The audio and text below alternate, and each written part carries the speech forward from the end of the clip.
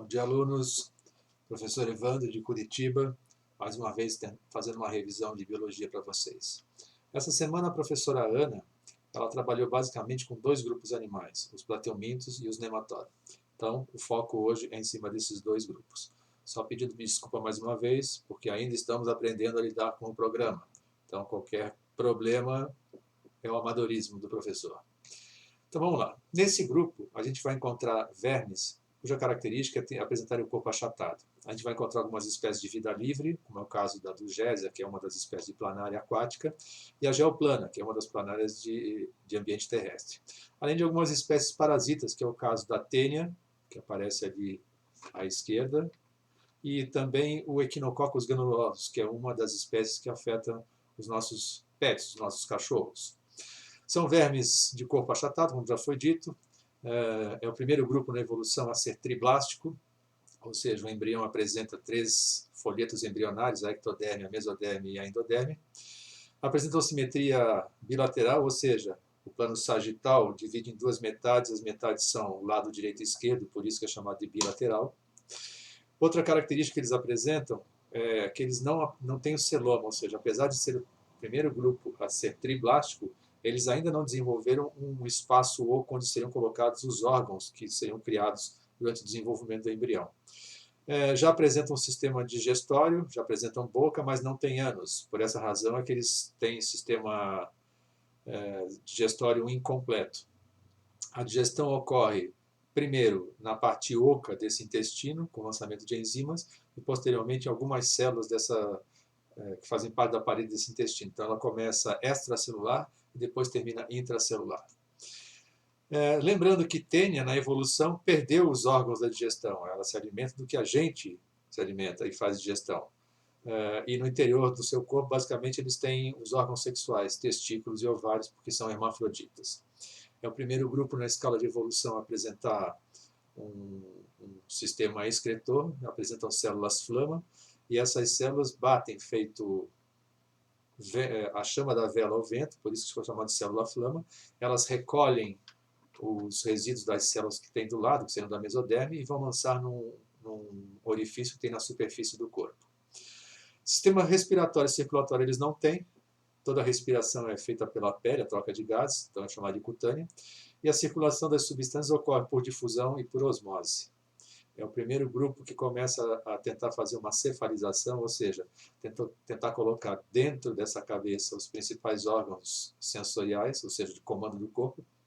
E os órgãos sensoriais também estão nessa região, que seriam os ocelos. Apesar de parecerem olhinhos, eles não enxergam, eles só conseguem determinar se tem luminosidade ou não, porque eles sabem que onde tem luz, tem calor, e se tem calor, pode desidratar o corpo. Então eles vão tentar fugir do lado oposto ao da luz. Normalmente, se for um ambiente terrestre, vão se esconder em folhas que estejam nesse solo.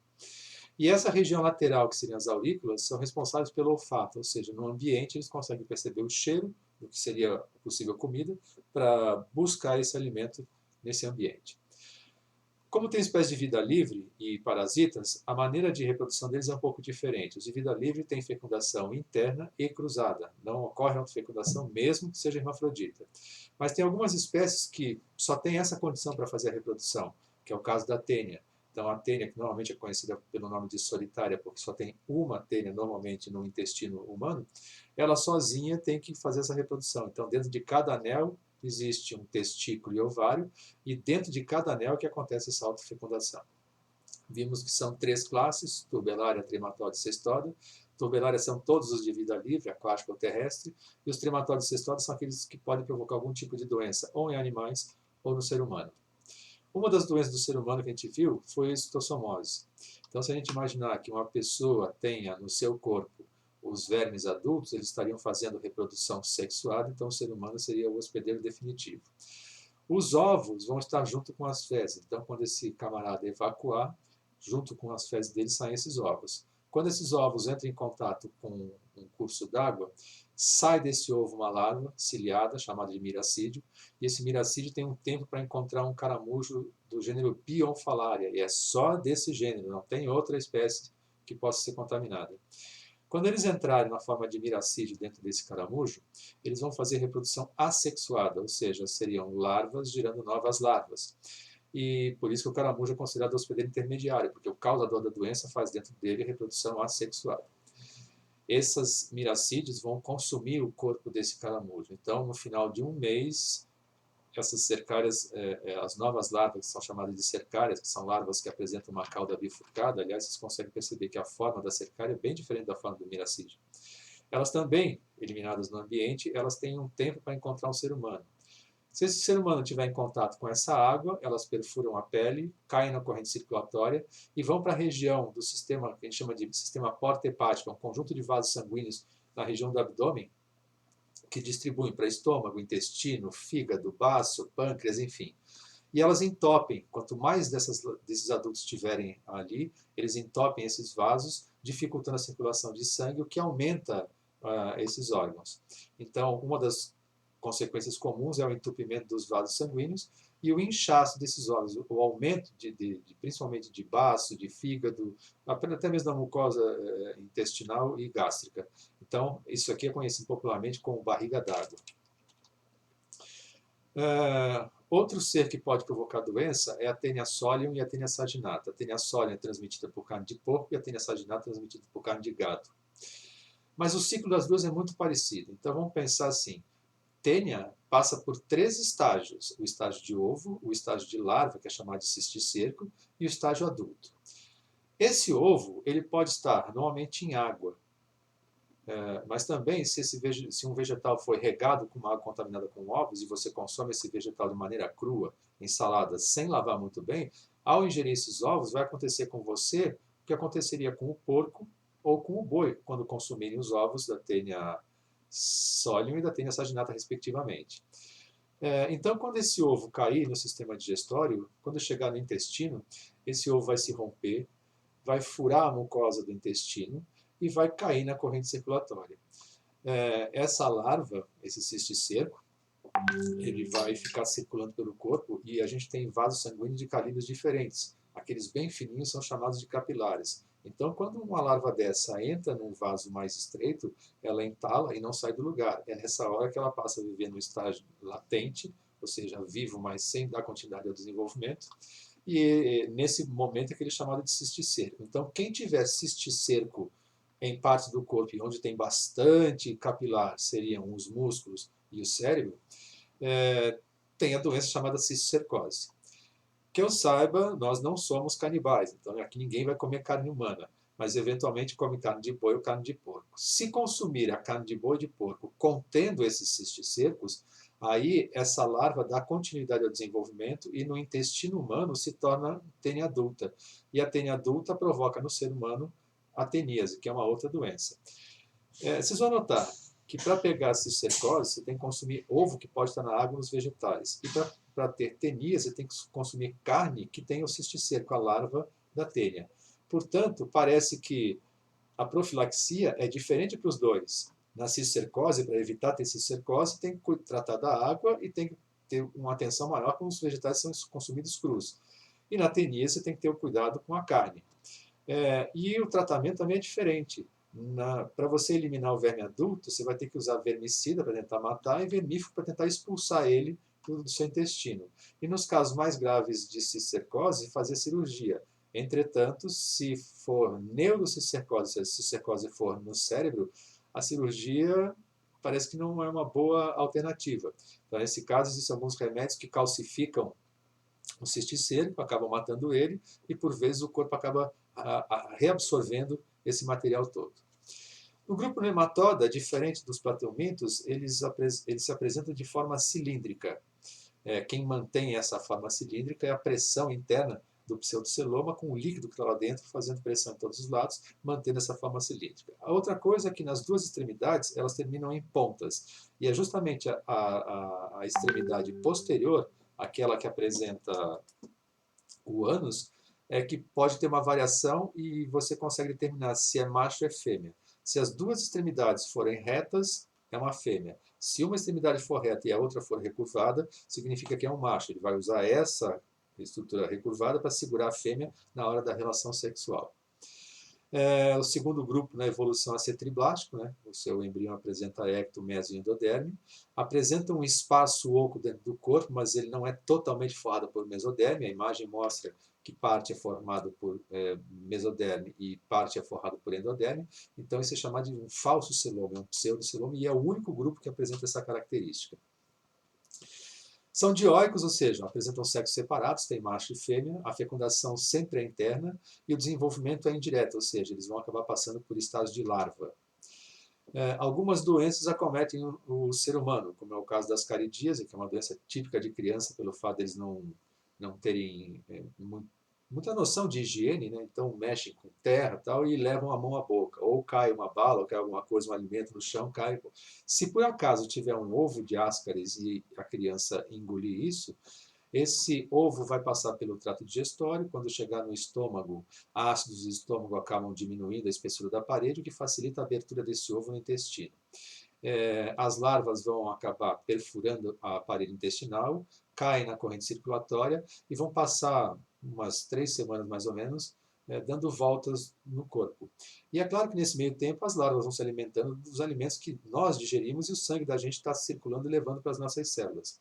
Nesses 3 semanas eles acabam aumentando um pouco de tamanho e mais ou menos 21 dias depois eles estão na altura dos pulmões. Quando estão na altura dos pulmões, eles perfuram os alvéolos, sobem pelas vias respiratórias e pelas vias aéreas. Quando chegar na laringe novamente, aquela irritação da movimentação das larvas provoca uma tentativa de engolir isso. E você engole pela segunda vez agora, o ascaris volta para o sistema digestório.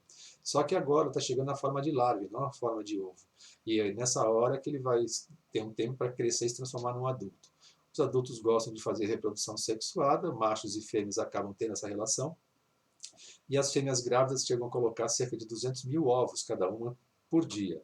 Esses ovos vão naturalmente sair com as fezes, e é por isso que a gente deve sempre evacuar, fazer cocô em vaso sanitário, sabendo que tem algumas pessoas que não têm essa condição que a gente tem, e que elas fariam no ambiente. E é dessa maneira, estando no ambiente, que eles têm potencial para contaminar novas pessoas. A ancilostomose ou amarelão é uma outra doença provocada por um outro verme nematomito, que é Necator americanus e Ancylostoma duodenale. Essas duas espécies elas provocam os mesmos sintomas na pessoa.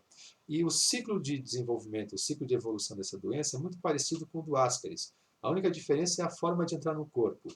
Enquanto que no ascaris entrava pela boca na forma de ovos, quando uma pessoa contaminada eliminar as fezes, no caso da ancilostomose, e evacuar no chão, por exemplo, se esse chão tiver uma certa umidade, esses ovos eclodem, se rompem e liberam uma larva. E essa larva tem um tempo também para encontrar uma pessoa para furar a pele dela e cair na corrente circulatória. Normalmente, a pele que é perfurada é a pele que está em contato com o chão, e normalmente é a sola dos pés. Cai na corrente circulatória, 3 semanas dando voltas pelo corpo, perfuram os alvéolos pulmonares, sobem pelas vias aéreas, são engolidos e vão para o intestino, onde se tornam adultos. Esses adultos apresentam os dentes de quitina, e esses dentes servem para mastigar a mucosa intestinal, provocando um sangramento. Eles vão se alimentar desse sangue. Mas na hora que eles estão satisfeitos, até que coagule esse sangue, leva alguns minutos. Então, normalmente, um dos sintomas que a pessoa tem é evacuar e junto com o cocô sai sangue. A gente chama de fezes sanguinolentas. Os ovos vão sair junto com as fezes, estando no ambiente, reiniciam esse ciclo. A enterobiose ou oxirose é uma outra doença provocada por nematoda e que essa é muito simples, não vai para nenhum lugar, não usa hospedeiro, enfim, é muito simples. Basta engolir o ovo, esse ovo passa pelo trato digestório, no intestino ele se abre, mas esses adultos vão viver no intestino grosso, não no intestino delgado, como no caso anterior do ascaris. E no intestino grosso, machos e fêmeas adultas acabam mantendo relação sexual. As fêmeas são um pouco maiores que os machos, elas chegam a ter cerca de 1 centímetro, os machos são menores, entre 0,8 e 0,5 centímetros. Mas as fêmeas têm um comportamento interessante. Quando a gente dorme, que diminui o nosso metabolismo, elas percebem isso e elas se dirigem, elas se movimentam para a região do ânus para soltar os seus ovos. E elas vão fazendo uns movimentos desse jeito. Então, essa movimentação de uma larvinha fininha, de um adulto fininho, de 1 centímetro provoca uma coceira. E esse é um principal sintoma. E a pessoa que tem coceira realmente vai coçar. De tanto coçar, acaba lesionando a pele, o que provoca algum tipo de inflamação nessa pele. Um outro tipo de doença provocada por nematelmito é a filariose ou elefantíase. Essa é a única das doenças que a gente está vendo que é transmitida por um pernilongo, não é qualquer gênero, é só o gênero Culex que faz isso. E na glândula salivar é que estariam essas larvas de filária. Então, quando uma fêmea de pernilongo, para poder sugar o sangue de uma pessoa, de um outro, ou de algum outro mamífero, para ela não entupir o aparelho bucal dela, que parece uma agulha, ela injeta a saliva que tem um anestésico e tem um anticoagulante. O anestésico é para a gente não sentir, o anticoagulante é para não entupir com a coagulação desse sangue. E é justamente nessa eliminação de saliva que podem ir as microfilárias. Pronto, se chegou no vaso sanguíneo, já está conduzindo pelo corpo. E do vaso sanguíneo, eles passam para os vasos linfáticos. Os principais vasos linfáticos, ou gânglios linfáticos, estariam na região das axilas e na região da virilha. Então, se a grande existência de um grande número de adultos entupir esses vasos linfáticos, fica difícil a circulação dessa linfa. E aí, nesse caso, braços, glândulas mamárias, bolsa escrotal nos homens e as pernas podem ficar extremamente inchadas, dificultando movimentação e a circulação do sangue do corpo dessa pessoa. Aqui a gente termina a exposição sobre esses dois grupos e me pediram para responder duas questões. Uma do livro didático, página 52, que é o exercício 4. Então diz assim: considerando o processo reprodutivo das planárias, que leitura se pode fazer dessa tira? Ora, a gente tinha visto naquele vídeo anterior da semana passada que as planárias têm a capacidade de fazer um tipo de reprodução chamado laceração, onde ocorre um estrangulamento do seu corpo através de músculos, separando em 2 pedaços, e cada pedaço vai formar a parte que não tem. Então, por exemplo, se cortar no meio, a parte que tem a cabeça vai formar a cauda, e a parte da cauda no outro vai formar a cabeça. Então, a resposta seria uma reprodução assexuada, laceração. A outra questão que pediram para eu analisar com vocês é do seu livro de atividades, da página 33, o exercício 34. Diz assim: as parasitoses são responsáveis por inúmeros prejuízos sanitários e econômicos no mundo, por afetar a saúde de seres humanos e animais, e, em algumas regiões, chegam a ser considerados um flagelo. Quanto às parasitoses, analise as afirmações abaixo. Então diz assim na primeira: além dos vermes, os artrópodes constituem um importante grupo como espécies bem adaptadas à vida parasitária. Na verdade, sim, não são todos artrópodes, mas alguns deles são. E um dos exemplos que a gente deu hoje aqui foi um ectoparasita, que seria o pernilongo, né? Ele acaba prejudicando algumas espécies. A segunda diz: os cisticércos da teniassólio normalmente são encontrados no intestino humano e são eliminados pelas fezes. Bom, a gente acabou de ver no ciclo da tênia que o cisticerco vai estar nas carnes, nos músculos ou nos cérebros. Então, eles não estão encontrados no intestino humano e também não saem com as fezes. Quem sai com as fezes são os ovos e não o cisticerco, que é a larva. A terceira frase diz: no cestoda, perdas de parte do corpo, conhecido como proglótides ou proglotes, parte essencial do ciclo de vida e está relacionado com a reprodução. A gente viu que na tênia ocorre a estrobilização, aquela divisão transversal do corpo. Cada anel é chamado de proglote ou proglótide, ou estróbilo, tanto faz, e ela é parte essencial do ciclo e está relacionada à reprodução. Então seria correta essa afirmativa. A quarta diz: o amarelão provocado pelo Ancylostoma duodenale é característico de regiões secas ou desérticas, onde é considerado um flagelo. Bom, o amarelão realmente é provocado pelo Ancylostoma duodenale, só que essa doença normalmente ocorre em regiões tropicais ou subtropicais, então não são regiões desérticas nem secas. Então aí estaria errada essa alternativa. E a última, o amarelão, a ascaridias e a filariose são parasitoses provocadas por vermes nematóides. Foi o que a gente acabou de ver nessa revisão. Então, essa afirmativa estaria correta. Então, de todas essas, a primeira, a terceira e a última que estariam corretas. Aqui a gente encerra essa revisão. Espero que tenha sanado as suas dúvidas e nos encontramos no próximo vídeo. Um grande abraço a todos. Até mais.